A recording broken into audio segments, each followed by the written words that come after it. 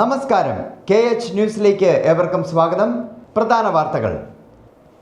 Kottayam medical കോളേജിൽ ശുചിമുറി തകർന്നു വീണ ഒരാൾ മരിച്ചു. തലയോലപ്പറമ്പ് സ്വദേശിനിയായ ബിന്ദുവാണ് മരിച്ചത്. മകൾക്കൊപ്പം കൂട്ടിയിരിക്കാനാണ് ആശുപത്രിയിലെത്തിയത്. രാവിലെ കുളിക്കാനായി തകർന്ന കെട്ടിടത്തിൻ്റെ 3-ാം നിലയിൽ സ്ഥിതി ചെയ്യുന്ന ശുചിമുറിയിലേക്ക് പോയപ്പോഴായിരുന്നു അപകടം. ബിന്ദുവിനെ പുറത്തെടുക്കുമ്പോൾ തന്നെ ജീവനറ്റ നിലയിലായിരുന്നുവെന്ന് സ്ഥിരീകരിക്കാത്ത വിവരം. ദേശീയപാതയിൽ നിർമ്മാണം നടക്കുന്ന മുരിങ്ങൂരിൽ കാർ അപകടത്തിൽപ്പെട്ടു. പുരിങ്ങൂരിൽ അടിപ്പാത നിർമ്മിക്കാനെടുത്ത കുഴിയിലേക്കാണ് കാർ അപകടത്തിൽപ്പെട്ടത്. യാത്രക്കാർ അത്ഭുതകരമായി രക്ഷപ്പെട്ടു. തൃശൂർ സ്വദേശികളായ 2 പേരാണ് അപകടത്തിൽപ്പെട്ടത്. ഇരുവരും പരിക്കേൽക്കാതെ അത്ഭുതകരമായി രക്ഷപ്പെടുകയായിരുന്നു. പന്നിത്തടത്ത് KSRTC ബസ്സും മീൻ ലോറിയും തമ്മിൽ കൂട്ടിയിടിച്ച അപകടം. ബസ് ഡ്രൈവറും കണ്ടക്ടറും ഉൾപ്പെടെ 12ഓളം പേർക്ക് അപകടത്തിൽ പരിക്കേറ്റു. ഇന്ന് പുലർച്ചെ 1:30 ആയിരുന്നു അപകടം. കോഴിക്കോടിൽ നിന്ന് കുമിളിലേക്ക് പോകുകയായിരുന്ന KSRTC ബസ്സും കുന്നംകുളത്ത് നിന്ന് വരികയായിരുന്ന മീൻ ലോറിയുമാണ് കൂട്ടിയിടിച്ചത്. ആലപ്പുഴ ഓമനപ്പുഴയിൽ അച്ഛൻ മകളെ കൊലപ്പെടുത്തി. ഓമനപ്പുഴ സ്വദേശി ഏഞ്ചൽ ജാസ്മിനാണ് മരിച്ചത്. തോർത്തുപയോഗിച്ച് കഴുത്ത് മുറുക്കി കൊലപ്പെടുത്തുകയായിരുന്നു. മകളെ കൊലപ്പെടുത്തിയ പിതാവ് ജോസിനെ കസ്റ്റഡിയിലെടുത്തു. ഇടുക്കി മെഡിക്കൽ കോളേജിൽ ഗുരുതര വീഴ്ച.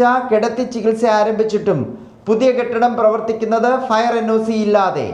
ദിവസേന ആയിരക്കണക്കിന് ആളുകളാണ് മൾട്ടി സ്പെഷ്യാലിറ്റി ഒഴികെയുള്ള മുഴുവൻ യൂണിറ്റും പ്രവർത്തിക്കുന്ന ഈ കെട്ടിടത്തിലേക്ക് ചികിത്സയ്ക്കായി എത്തുന്നത്. കെട്ടിടത്തിന് ഇതുവരെ ഫയർ NOC ലഭിച്ചിട്ടില്ലെന്ന് കോളേജ് പ്രിൻസിപ്പൽ ഡോക്ടർ ടോമി മാധ്യമങ്ങളോട് തുറന്ന് സമ്മതിച്ചു.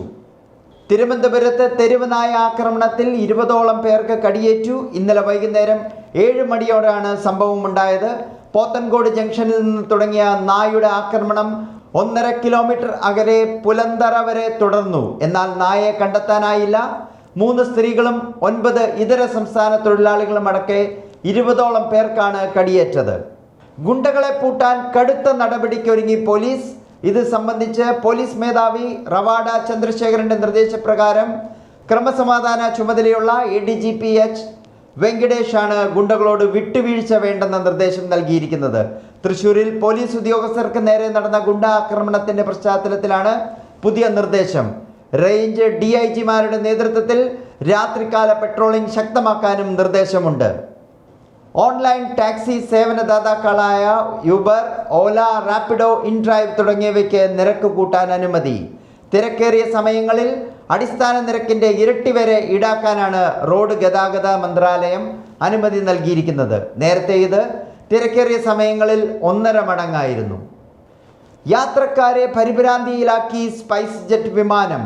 വിൻഡോ പാളി ഇളകിയാടിയെന്ന് പരാതി. ഗോവയിൽ നിന്ന് പൂനെയിലേക്ക് പോയ വിമാനത്തിലാണ് വിൻഡോയ്ക്ക് കേടുപാടുകൾ കണ്ടെത്തിയത്. വിൻഡോയുടെ 3-4 പാളികൾ ഇളകിയിരിക്കുമായിരുന്നുവെന്നും യാത്രക്കാർ മാധ്യമങ്ങളോട് പറഞ്ഞു.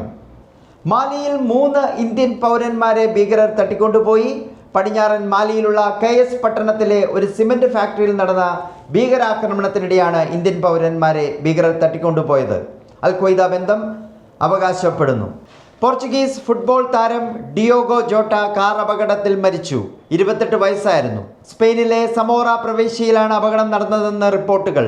സഹോദരൻ ആൻഡ്രോയ്ക്കൊപ്പം കാറിൽ യാത്ര ചെയ്യുന്നതിനിടെയാണ് അപകടമുണ്ടായത്. അപകടത്തിൽ സഹോദരനും മരണപ്പെട്ടു. ഇംഗ്ലീഷ് പ്രീമിയർ ലീഗ് വമ്പന്മാരായ ലിവർപൂളിൻ്റെ താരം കൂടിയാണ് ജോട്ടോ. ഇതോടെ വാർത്തകൾ കഴിഞ്ഞു. നമസ്കാരം.